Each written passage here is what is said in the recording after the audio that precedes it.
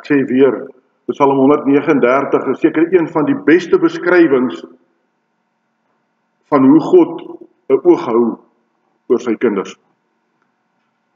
In die liedjie wat ons geluister het, From a Distance, wat gesing word deur Betty Midler, kom herhaal sy vir ons 'n paar keer, God is watching us from a distance. Met ander woorde, God kyk vanuit die hemel op elkeen van ons neer, en soos ek nou gesê het, dis baie waar, want niks ontglip sy oog nie. God weet van alles in elkeen van ons se lewens, ook oor die dinge wat ons met niemand wil deel nie. Hy ken ons soos ons is.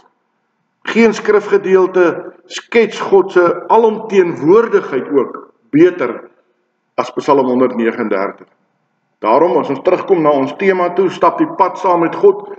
Om met God te wandel, is om te weet dat hy alles, hoor u mooi, alles van jou weet. Dat hy daarmee rekening hou, en dit in gedagte hou. Ek kan iets van Annette af wegsteek, of sy kan iets van my af wegsteek, vir die res van ons lewens, maar God weet dit. Daarom, ons kan nie soos Abraham en Eva eendag wil uitvind en probeer wegkruip vir God nie. In Hebreërs 4 vers 13 staan daar, en daar is geen skepsel onsigbaar voor hom nie, maar alles is oop en bloot voor die oë van hom met wie ons te doen het. Alles is oop en bloot voor die oë van die Here. Psalm 139 sê koning Dawid dat mense nie eers die donkerte kan gebruik om vir God weg te kruip nie. Want God is lig. So daar waar jy gaan wegkruip in die donker, sal God die lig bring. Die donkerste nag is vir God so duidelik soos daglig vir jou en vir my. Ons bely graag die alomteenwoordigheid van God, maar getuig ons lewens daarvan. Ons sê so maklik, God is die almagtige God. Maar getuig ons lewens werklik daarvan. Ons is in Pinkstertyd. Ons is in die tyd waar die Heilige Gees uitgestort is. Is die Heilige Gees al werklik 'n deel van elkeen van ons se lewens? Om met God te wandel is eintlik baie gerusstellend. Toe jy klein was en jou ma het 'n oog oor jou gehou, was dit vir jou reg.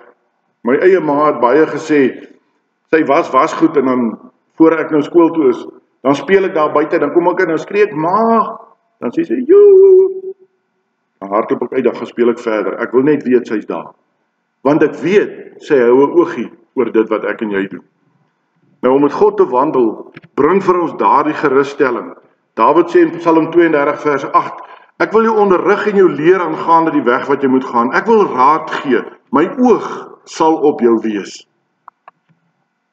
Wat wil ons as mens meer hê? Dis hoe ons met God moet wandel, met die wete dat hy vanuit die hemel op ons afkyk. He's watching us from a distance. En waarom is die vraag dalk in die gemoed, kyk God so na ons? Omdat hy soos 'n goeie pa in die doen en late van sy kinders belangstel. Met ander woorde, omdat God omgee vir jou. Hy stel in ons lewensrigting belang, en hy wil graag hê dat ons die regte ding doen en die regte pad loop. En daarvoor het ons sy raad nodig. Het jy al vir een oomblik gedink, sal 'n kind wat onder die wakende oog van sy vader is, en bang is hy verdwaal, enigstens bekommerd wees dat sy pa hom nie op die regte pad sal wys nie? God wil hê dat ons hom moet vra, omdat hy die salige lewenspad ken. Onthou, God vra nooit van ons wat hy nie self beleef en deurgemaak het nie. Daarom wil hy hê dat ons hom moet vra. Spreuke 22:12, die oë van die Here bewaar sy kinders. Nog 'n rede waarom God in ons doen en ons late belangstel, is omdat hy van ons van die lelike dinge wil weghou. Psalm 34:15 sê, wyk af van wat verkeerd is en doen wat goed is, soek die vrede en jaag dit na. Hoor jy hoe duidelik kom die Bybel na vore as ons net bietjie wil soek en krap? As ons net bietjie wil gaan kyk, wat is God se wil in ons lewens? Salomo sê in Spreuke 3, dat as ons God in ons weë ken, dan sal hy ons paaie gelyk maak. Het ons dit al beproef? Het ons God al regtig beproef in die onstuimige lewe waarin u en ek onsself vind? By geleentheid het koning Asa van Juda teen die wense van God 'n bondgenootskap met die koning van Aram aangegaan, waarna 'n profeet hom ernstig gaan waarsku het en berisp het in 2 Kronieke 16 vers 9, want die Here sy oë deurloop die hele aarde om diegene kragtig te steun wie se hart onverdeeld op hom gerig is. Dis die derde aand wat ek beklemtoon. As ons oog op God gefestig is, en ons is opreg, en ons maak vrede, dan weet ons is op die regte pad. Wanneer Christus se kerk se gehoorsaamheid getoets word, sê Johannes dat hy oë soos van vuur het, daar in Openbaring 1. Hy skroom nie om vir hulle te sê in Openbaring 2 vers 2, ek ken jou werke. En in vers 4, ek het dit teen jou. Die Bybel sê dit. Nie ek nie. Nie een van die ander predikante nie. Die Bybel sê, God weet wat agter elke masker van godsdienstige vertoon skuil. Hy weet van alles wat aangaan in die wêreld waarin u en ek ons bevind. Daarom moet ons des te meer poog om opreg met hom te wandel, omdat ons weet hy sien alles raak. Ons kan vir hom niks wegsteek nie. Die skrywer van die Hebreërsbrief waarsku dat God 'n mens met 'n masker godsdiens sal straf. Met ander woorde, wat het ons gisteraand gesê? Dit gaan weer oor skynheiligheid. Hy sê in Hebreërs 12 vers 28 en 29, daarom, omdat ons 'n onwankelbare koninkryk ontvang, laat ons dankbaar wees en so God welbehaaglik dien met eerbied en vrees, want onze God is 'n verterende vuur. Kyk net hoe voorbeeldig tree die mense nie voor konings en voor ander aardse heersers op nie. Sien hulle wat hier diep binne in ons aangaan? Beslis nie. Waarom tart mense dan as ware vir God, wat alles kan raak sien? Wie dink ons bluf ons, as ons God probeer mislei? Net myself. En daar is net een antwoord, sulke mense wat dit doen, wil ek vanaand vir die onomwonde sê, glo nie in God nie. Hulle sê maar net so. Dis alles uiterlike vertoon. Esegiel kla oor die mense van sy tyd, wat die kerk in groot getalle bywoon, maar hulle doen nie wat God vra nie. Hy sê in Esegiel 33 vers 31, en hulle kom na jou toe, soos 'n volk saamstroom, en hoor jou woorde, maar hulle doen dit nie, want hulle maak liefdesverklaringe met hulle mond, maar hulle hart gaan agter hulle onregverdige wins aan. Liefdes, ons moet onsself ondersoek. Ons moet hierdie baadjie wat die Here vir ons gee aantrek en kyk, pas hy vir my of pas hy nie? Hoekom wandel ons met God? Hoekom het ons die behoefte om die pad saam met God te stap? Uit vrees vir sy oordeel? Of is jy so bang vir die hel dat jy gedwonge voel om met God die pad te probeer stap? Nee. As gelowiges stap ons die pad met God eerder met vreugde, met dankbaarheid vir wat hy met deur middel van sy seun vir elkeen van ons gedoen het. Ons is immers met koorde van liefde aan hom verbind, sê die Bybel. As jy teen jou sin gedwing word om 'n pad met iemand te loop, raak jy later moeg en siek en sat daarvoor. Elke tree raak dan vermoeiend.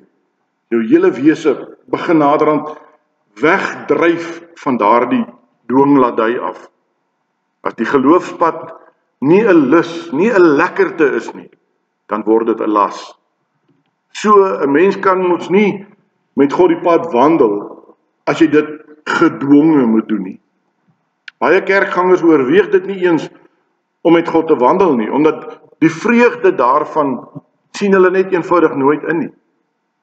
Baie mense sê, nee, julle wat godsdienstig is pretbederwers, want julle wil nooit iets saam met ons doen nie. Die vraag is, waarom gaan hulle dan kerk toe? Vind hulle iets anders aanloklik in die gemeente, miskien die dominee, miskien 'n lekker atmosfeer? Feit bly staan, dat is iets anders as Jesus jou lok.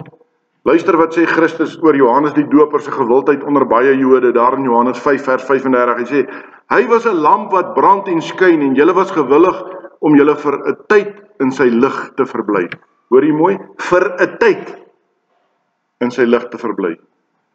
Jesegiel was net so gewild, daar staan in Jesegiel 33, en hulle kom na jou toe soos 'n volk saamstroom en sit voor jou as my volk en hoor jou woorde, maar hulle doen dit nie. Want hulle maak liefdesverklaringe met hulle mond, maar met hulle hart gaan hulle agter die onregverdige wins aan. En kyk, jy is vir hulle soos 'n minnelied, soos een skoon van stem, wat goed op die snare speel. Hulle hoor jou woorde, maar hulle doen dit nie. Dan sê die Here, wie die mens wat hom in die gemeente, die leraar of enigiets anders as God verlustig. Want hy is besig om godsdienstig te wees, maar hy lewe nie godvrugtig nie. Waarom sal die mens hulle in Christus verlustig? Hoekom as u en ek iemand ons vra, hoekom is ek en jy opgewonde oor Jesus Christus? Verlustig jou in die Here, dan sal hy jou gee die begeertes van jou hart, sê Psalm 37. Met ander woorde, as gelowiges verlustig ons in die Here, want dan soek ons sy wil, dan gee hy vir ons die begeertes van ons hart. As ek gedwing was om God te volg, sou godsdienst mos nie lekker wees nie, maar eerder moeitevol en uitputtend en ondraaglik.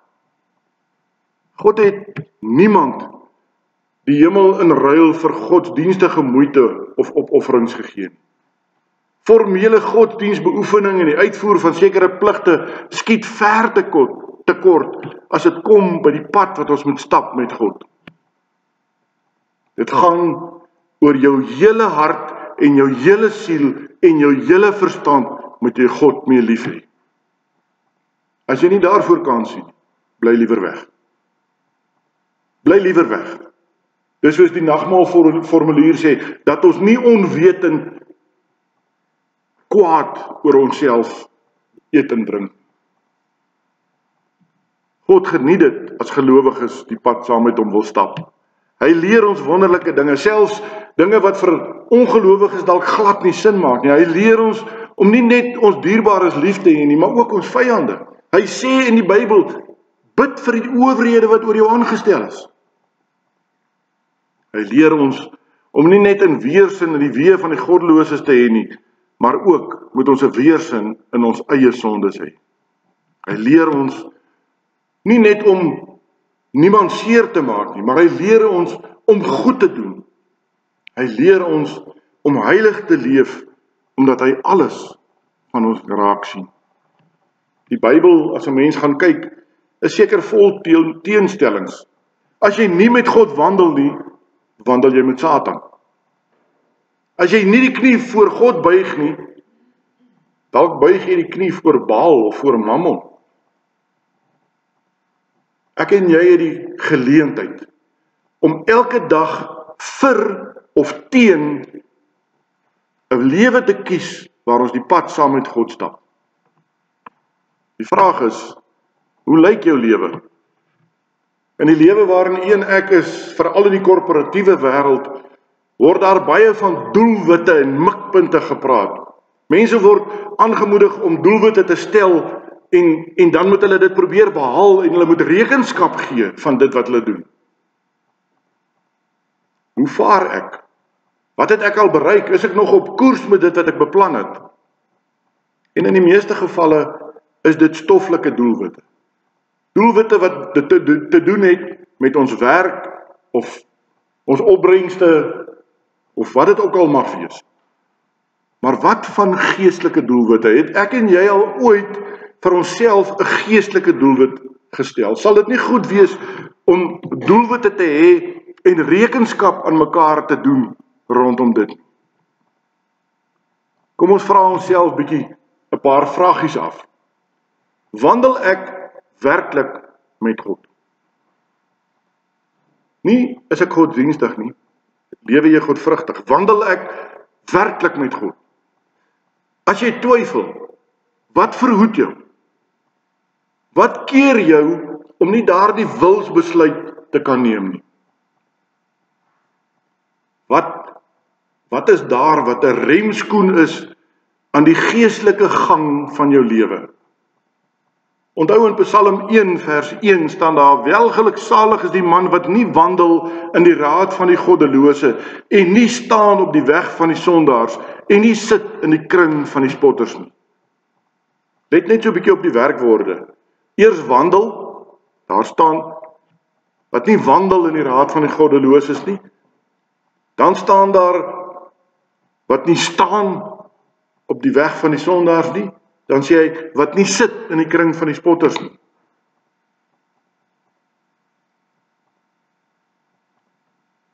Dis die dinge wat vir Satan vashou gee in jou en my lewe. Daarom die vraag, waar is jy? Sit jy nog in die kring van die spotters? Staan jy dalk nog op die weg van die sondaars? Die woord van die Here sê vanaand vir u en vir my, gee onmiddellik pad en begin die pad saam met God wandel. As jy 'n beter alternatief het, sê asseblief vir ons daarvan. Maar ek is oortuig, nie een van ons het iets om vir die ander een te sê. God sê, stap die pad saam met my en jy sal wel geluksalig wees. Amen. Ek gaan nou geleentheid gee vir gebed.